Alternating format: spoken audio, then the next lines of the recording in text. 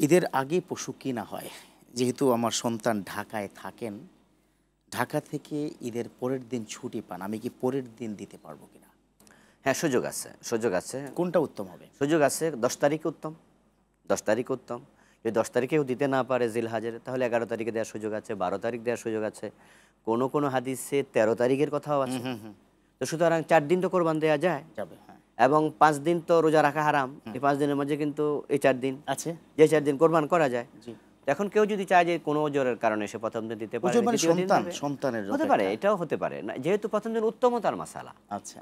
এটা ছোট্ট একটা ওজর যে আমার সন্তান আসেনি, আসলে কোরবানটা দেবো।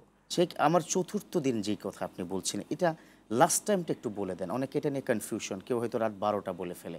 আসলে কি রাত ১২টা? না, একবার অবশ্যই সূর্যাস্তের আগে। ও, কারণ হচ্ছে যখনই সূর্যাস্ত যাবে তখন কিন্তু পঞ্চম দিন শুরু হয়ে যাবে। তার মানে হচ্ছে আমাদের আরবি হিসাবে যদি মাগরিব থেকে কেউ দিন শুরু হয়। চতুর্থ দিনও দিতে চায়, যদিও হানাফি মাযহাব এটাকে এলাও Allow করে না, করেনি, হ্যাঁ। কিন্তু অন্য হাদিসে যেহেতু আছে আমরা হাদিসটাকে সামনে রেখে বলি, অন্যান্য মাসলাক এলাও করে।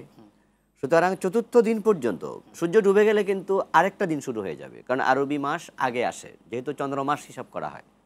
এই জন্য রাতের ১২টা বলতে কিন্তু চতুর্থ দিন বসে নয়। হ্যাঁ, এই দিনগুলোতে যদি কেউ রাতের বেলা জবাই করতে চায় তাহলে অনুমতি আছে, তবে মাল কারাহা, রাতের বেলা জবাই করা অনুত্তম। অনুত্তম। এটাকে কারাহা মাকরুহ তানজিহি বলা হয়, অনুত্তম।